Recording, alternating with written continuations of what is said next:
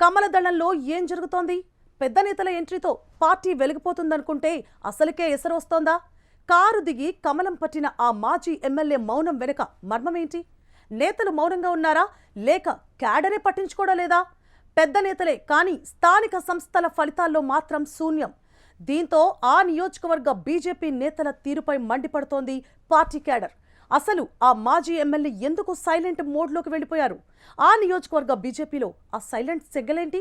Watts the story? కీయగడ్డపై పంచాయతీ ఎన్నికల్లో కాషాయ జెండా రెపరెపలాడుతుందని ఆశించిన కమలనాథులకు కోలుకోలేని షాక్.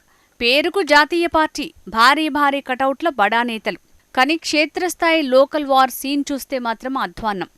హుజూర్నగర్ నియోజకవర్గంలో బీజేపీ పరిస్థితి తీసికట్టుగా మారింది. పేరు మోసిన లీడర్లు ఉన్న కమలం దశ మాత్రం ఏమాత్రం మారలేదట.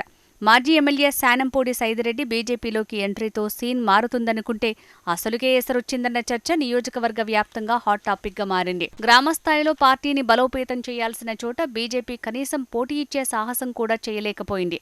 సూర్యాపేట జిల్లా హుజూర్నగర్ నియోజకవర్గ వ్యాప్తంగా ఒక్కటంటే ఒక్క సర్పంచ్ స్థానాన్ని కూడా గెలుచుకోలేకపోవటం ఇప్పుడు ఆ పార్టీ శ్రేణుల్లో చిచ్చు రేపుతోంది. కొన్ని చోట్ల ఒంటరిగా పోటీ చేసి భంగపడితే మరికొన్ని చోట్ల ఉనికి కోసం బీఆర్ఎస్తో చేతులు కలిపి అభాసుపాలయ్యారు.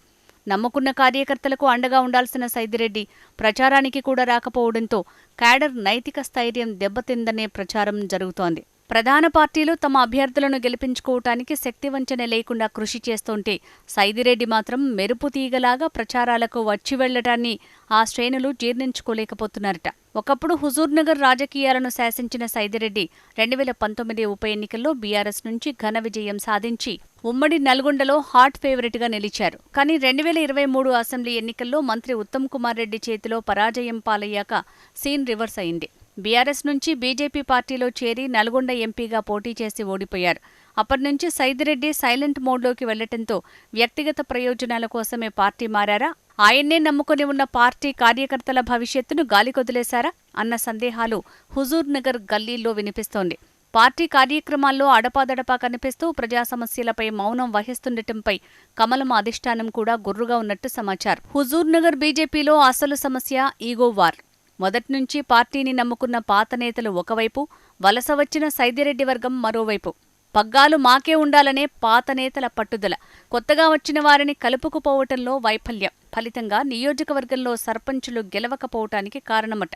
గతంలో నల్గొండ కలెక్టరేట్ వద్ద జరిగిన రైతు దీక్షకు సైదిరెడ్డి డుమ్మా కొట్టడం కూడా ఈ విభేదాలకు కారణంగా తెలుస్తోంది. ఇక్కడ మరో ఆసక్తికరమైన అంశం ఏంటంటే బీజేపీ రాష్ట్ర అధ్యక్షుడు రామచంద్రరావు సొంత జిల్లా సూర్యాపేట కావటం, జిల్లా అధ్యక్షురాలు చల్లా శ్రీలతారెడ్డి కూడా హుజూర్నగర్ నియోజకవర్గానికి చెందినవారే కావటం, ఇంతమంది హేమాహేమీలు ఉన్నా కనీసం గ్రామస్థాయిలో సత్తా చాటలేకపోవటం గమనార్హం.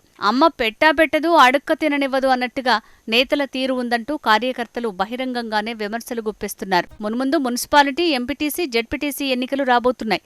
ఇప్పటికే సర్పంచ్ ఎన్నికల్లో చతికిలబడ్డ బీజేపీ ఇదే ధోరణి కొనసాగిస్తే జెడ్పీటీసీ, ఎంపీటీసీ ఎన్నికల్లోనూ క్లీన్ స్వీప్ అవ్వటం ఖాయమని రాజకీయ విశ్లేషకులు హెచ్చరిస్తున్నారు. మరి ఇప్పటికైనా సైదిరెడ్డి తన మౌనాన్ని వేడుతారా? రాష్ట్ర నాయకత్వం హుజూర్నగర్పై స్పెషల్ ఫోకస్ పెడుతుందా లేక కాషాయ జెండా అక్కడ నామమాత్రంగానే మిగిలిపోతుందా అనేది చూడాలి.